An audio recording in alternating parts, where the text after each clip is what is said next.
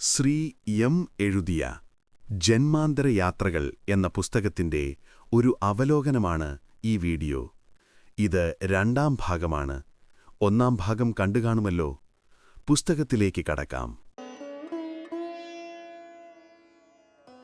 കാലക്രമം നോക്കിയാൽ എന്റെ ജീവിതത്തിന്റെ വളരെ ആരംഭത്തിൽ തന്നെയാണ് സ്വാമി നിത്യാനന്ദനുമായി എനിക്കുണ്ടായ അത്ഭുതകരമായ ആ സമാഗമം. അതുകൊണ്ട് ആത്മകഥയുടെ ആദ്യ അധ്യായങ്ങൾക്ക് തന്നെ അത് സ്ഥാനം പിടിക്കേണ്ടതായിരുന്നു. പക്ഷേ വിചിത്രമായി എപ്പോഴൊക്കെ അദ്ദേഹത്തെക്കുറിച്ച് എഴുതാൻ ഞാൻ ഇരുന്നാലും തലയിൽ ഒന്നും തെളിഞ്ഞു വരാറില്ലായിരുന്നു. ഇടയ്ക്കിടെ മിന്നിമറയുന്ന അദ്ദേഹത്തിന്റെ ആ രൂപമൊഴിച്ചാൽ ബാക്കിയൊക്കെയും മനസ്സിൽ നിന്ന് ആരോ മായ്ച്ചു കളഞ്ഞതുപോലെ. ഞാൻ മനസ്സിലാക്കി, ഇതെഴുതാനുള്ള സമയം പിന്നെയായിരിക്കണം. പിന്നെ ബാക്കി അധ്യായങ്ങളെല്ലാം ഞാൻ എഴുതി തീർത്തു. കൈയെഴുത്ത് മുഴുവനും പൂർത്തിയായ ശേഷം വീണ്ടും ശ്രമിച്ചു. പക്ഷേ വീണ്ടും അതേ അവസ്ഥ. ഒരു വരിയും എഴുതാൻ മനസ്സ് സഹായിച്ചില്ല. ഒരു ദിവസം ധ്യാനത്തിലിരിക്കുമ്പോൾ ഒരു ചിന്ത വന്നു. സ്വാമി നിത്യാനന്ദന് ഇഷ്ടപ്പെടാത്തതാകുമോ ഞാൻ അദ്ദേഹത്തെപ്പറ്റി എഴുതുന്നത്? ഇതുവരെ ബുദ്ധിമുട്ടുകൾ അനുഭവിച്ചതിന്റെ കാര്യം അതായിരിക്കാമെന്ന് തോന്നി. അതോടെ കാര്യങ്ങൾ വിടുന്നതാണ് നല്ലത് എന്നു തീരുമാനിച്ചു. കൈയെഴുത്ത് എഡിറ്റർക്ക് നൽകി. നിത്യാനന്ദന്റെ ചിത്രം ഇതിനകം ചേർത്തു എന്ന കാര്യം പൂർണ്ണമായും മറന്നു. അതിശയകരമായി എഡിറ്ററും അതിനെക്കുറിച്ച് ചോദിച്ചില്ല. ഒടുവിൽ ചിത്രം ഉൾപ്പെടെ പുസ്തകം പുറത്തിറങ്ങുകയും ചെയ്തു. ഒരു വർഷം കഴിഞ്ഞ് ബന്ദിപ്പൂരിലെ രാജീവ് ഗാന്ധി നാഷണൽ പാർക്കിനടുത്തുള്ള ഹിൽ വ്യൂ എന്ന നിർജ്ജനസ്ഥലത്ത് നീലാകാശത്തെ തൊട്ടുനിൽക്കുന്ന നീലഗിരിശൃംഗങ്ങളിലേക്ക് ഞാൻ നോക്കിക്കൊണ്ടിരിക്കുമ്പോൾ പെട്ടെന്ന് ഒരു മിന്നൽ വെളിച്ചം പോലെ മുഴുവൻ കഥയും എന്നിലേക്ക് തിരിച്ചുവന്നു. ഇന്നുവരെ അതെന്റെ ഉള്ളിൽ വ്യക്തമായൊരു സ്മരണയായി ഉറച്ചു നിൽക്കുന്നു. കഥ തുടങ്ങുന്നത് ഇങ്ങനെയാണ്. എൻ്റെ അമ്മയുടെ കുടുംബത്തിൽ സ്വഭാവത്തിൽ അല്പം വിചിത്രതയുള്ള നിരവധി ആളുകളുണ്ടായിരുന്നു. പക്ഷേ അച്ഛൻ്റെ കുടുംബത്തിൽ ബാക്കിയൊക്കെ സാധാരണക്കാരായിരുന്നുവെങ്കിലും ഒരു വ്യക്തി മാത്രം മുഴുവൻ കുടുംബത്തിൽ നിന്നും പൂർണ്ണമായും വ്യത്യസ്തനായിരുന്നു. മതപരമായ കടുത്ത വിശ്വാസമില്ലെങ്കിലും ഇസ്ലാമിൻ്റെ അടിസ്ഥാന ആചാരങ്ങൾ മാനിച്ചു നടന്നിരുന്ന ഒരാൾ.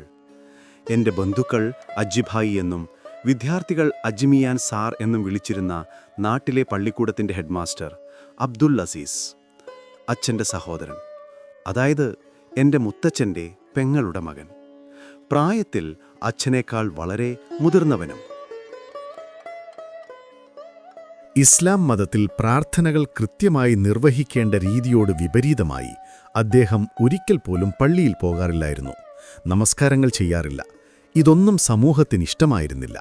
പക്ഷേ അതിലും അത്ഭുതകരം, ഹിന്ദു പുരാണങ്ങൾ വായിക്കുകയും യോഗാസനങ്ങളിൽ അഭ്യാസം നടത്തുകയും ജാപ്പനീസ് ആയോധന കലകളായ ജൂഡോയും ജൂജിത്സുവും പഠിക്കുകയും ചെയ്തിരുന്നു.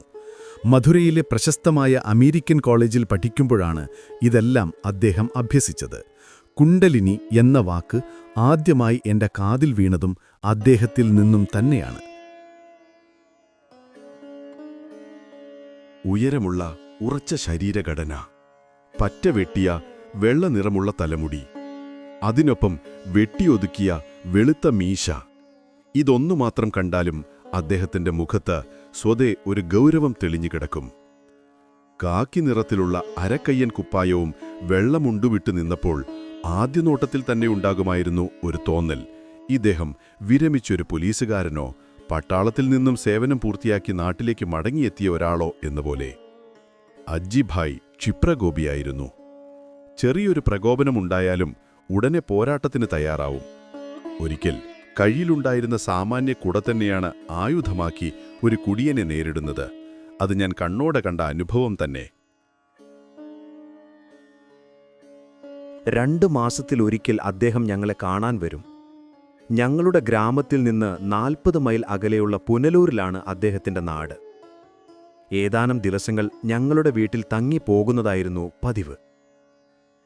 അദ്ദേഹം വരാനിരിക്കുന്ന ദിവസങ്ങളെ ഞാൻ ആകാംക്ഷയോടെ കാത്തിരിക്കും. കാത്തിരിക്കാൻ കാരണങ്ങൾ ഒട്ടനവധി. ജൂഡോയും ജുജിത്സുവും എന്നെ അദ്ദേഹം പഠിപ്പിച്ചിരിക്കുന്നു. ഞാൻ അഭ്യസിക്കുന്ന കളരിപ്പയറ്റും യോഗാസനങ്ങളും കാണുന്നത് അദ്ദേഹത്തിന് വലിയ സന്തോഷം നൽകുമായിരുന്നു.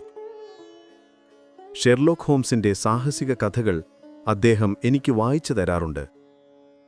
കുറ്റാന്വേഷണ രീതികളെക്കുറിച്ച് ഞങ്ങൾ ഇരുന്ന് നീണ്ടു സംസാരിക്കും. യോഗികളുടെ ജീവിതങ്ങളെക്കുറിച്ചുള്ള ചിത്രം പോലെ മനോഹരമായ കഥകൾ അദ്ദേഹം പറഞ്ഞുതരും. ഒരിക്കൽ മനുഷ്യന്റെ ത്വക്കിനെക്കുറിച്ച് അദ്ദേഹം എഴുതി സൂക്ഷിച്ചിരുന്നൊരു കൈയെഴുത്തുകുറിപ്പ് എനിക്ക് കാണിച്ചു. അതിൽ കായകൽപ്പശാസ്ത്രം, മനുഷ്യന്റെ ശരീരത്തെ പൂർണ്ണമായി പുനരുജ്ജീവിപ്പിക്കാനായുള്ള പുരാതന ശാസ്ത്രം അവതരിപ്പിച്ചിരിക്കുന്നു. കൂടാതെ സാധാരണ മനുഷ്യനെ അസാധാരണരാക്കി അത്ഭുതകരമായ സിദ്ധികൾ നൽകുമെന്ന് പറയുന്ന കുണ്ടലിനി ശക്തിയെക്കുറിച്ചും അദ്ദേഹം തുറന്നു പറഞ്ഞിരുന്നു. ഇതെല്ലാം അച്ഛൻ അലംഭാവത്തോടെ പൊങ്ങച്ച കഥകൾ എന്ന് വിചാരിച്ചിരുന്നുവെങ്കിലും പ്രായത്തിൽ മുതിർന്നവനാണല്ലോ, കൂടാതെ അച്ഛന്റെ തന്നെ സ്കൂൾ ഹെഡ്മാസ്റ്ററും.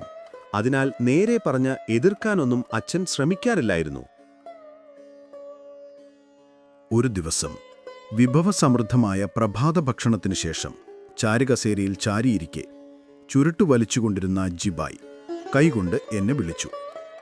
ചുരുട്ടിന്റെ തീവ്രഗന്ധം എനിക്കിഷ്ടമല്ലെങ്കിലും അദ്ദേഹത്തിന്റെ കഥകൾ കേൾക്കാനുള്ള ആവേശം അതിനെയെല്ലാം മറികടക്കുമായിരുന്നു.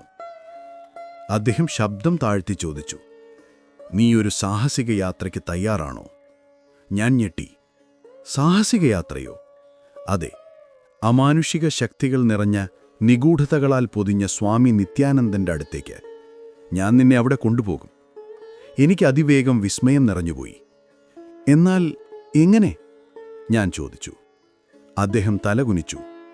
പുനലൂരിനടുത്ത് ഇടമണ്ണിലുള്ള എൻ്റെ സുഹൃത്ത് മുല്ലുപിള്ളയുടെ റബ്ബർ എസ്റ്റേറ്റിലേക്ക് ജൂഡോയും കണക്കും പഠിപ്പിക്കാനാണ് നിന്നെ കൊണ്ടുപോകുന്നതെന്ന് നിന്റെ അച്ഛനോട് പറയും. അവൻ എതിർക്കില്ല. അമ്മയെ കുറച്ചു ദിവസം വിട്ടുനിൽക്കാൻ നിനക്ക് ബുദ്ധിമുട്ടില്ലല്ലോ. എൻ്റെ മനസ്സ് ഇതിനകം യാത്രയിൽ പോയിരുന്നു. ശരി, ഞാൻ പറഞ്ഞു. ആ കാലത്ത് മൊബൈൽ ഫോൺ എന്നൊന്നും ഉണ്ടായിരുന്നില്ല. വീട്ടിലെ ലാൻഡ് ലൈനുകൾ പോലും ശരിയായി പ്രവർത്തിക്കാറില്ല. അതുകൊണ്ടാണ് ഞങ്ങൾ തയ്യാറാക്കിയ ആ രഹസ്യ പദ്ധതി ആരും മനസ്സിലാക്കാതെ സഫലമാകാൻ കഴിഞ്ഞത്. ചുരുക്കി പറഞ്ഞാൽ 4 ദിവസത്തെ ദീർഘയാത്രയ്ക്ക് ശേഷം ഞങ്ങൾ ചെന്നൈയിൽ നിന്ന് ട്രെയിനിൽ മുംബൈയിലെത്തി. അവിടെ നിന്ന് വീണ്ടും ബസ്സിൽ യാത്ര ചെയ്ത് ഒടുവിൽ ഗണേഷ്പുരിയിലും. രാവിലെ 11 മണിയോടെ എത്തി. അവിടെ നിന്ന് നേരെ നിത്യാനന്ദന്റെ വാസസ്ഥലമായ കൈലാഷ് എന്ന സ്ഥലത്തേക്ക്. ദീർഘയാത്ര, ഉറക്കം കുറവ്, വിശപ്പ്, തലവേദന ഒക്കെ ചേർന്ന് ഞാൻ പൂർണ്ണമായി ക്ഷീണിച്ചിരുന്നു.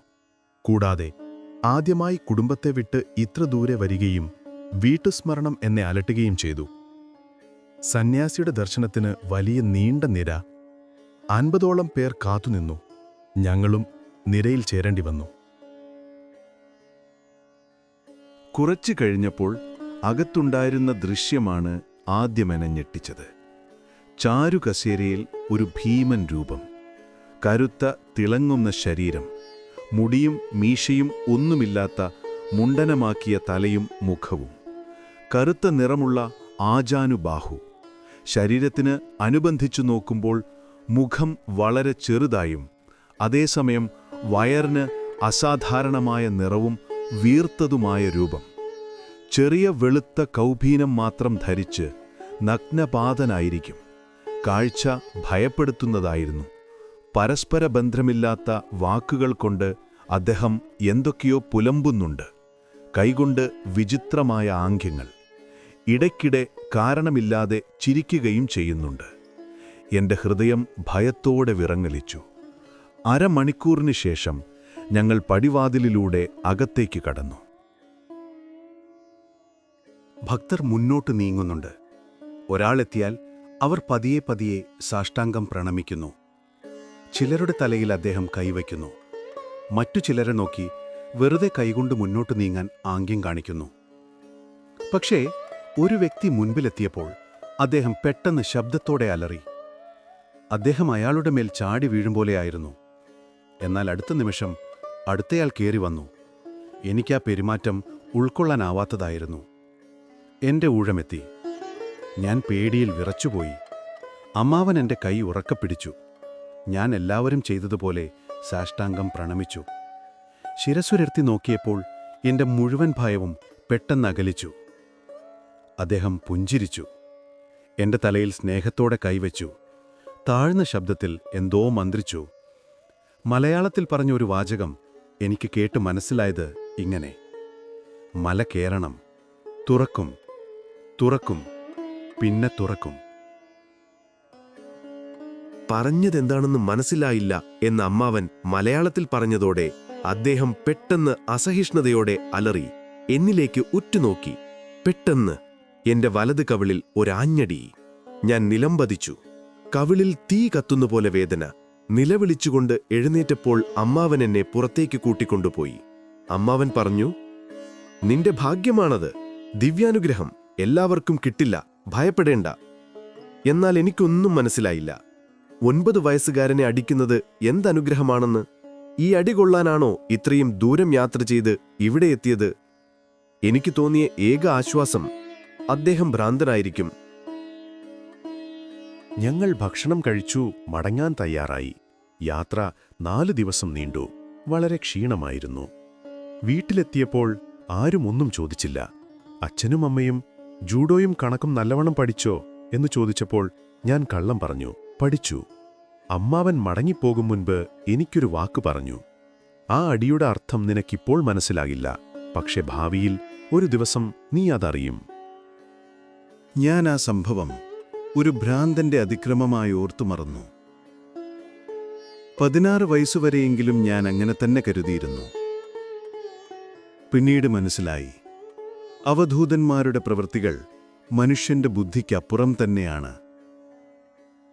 വർഷങ്ങൾക്ക് ശേഷം ഞാൻ വീട്ടിൽ നിന്ന് ഓടിപ്പോയി ബാബാജിയുടെ ശിഷ്യനായപ്പോൾ ബദ്രിനാഥിലെ ചരൺപാതുക ഗുഹയിൽ ശ്വസനവിദ്യ അഭ്യസിക്കുന്ന സമയത്ത് ഇടനാഡി പൂർണ്ണമായും ശുദ്ധമായപ്പോൾ ഞാൻ ചോദിച്ചു, ഇപ്പോൾ പിങ്കളനാഡിയും ശുദ്ധീകരിക്കണമല്ലേ?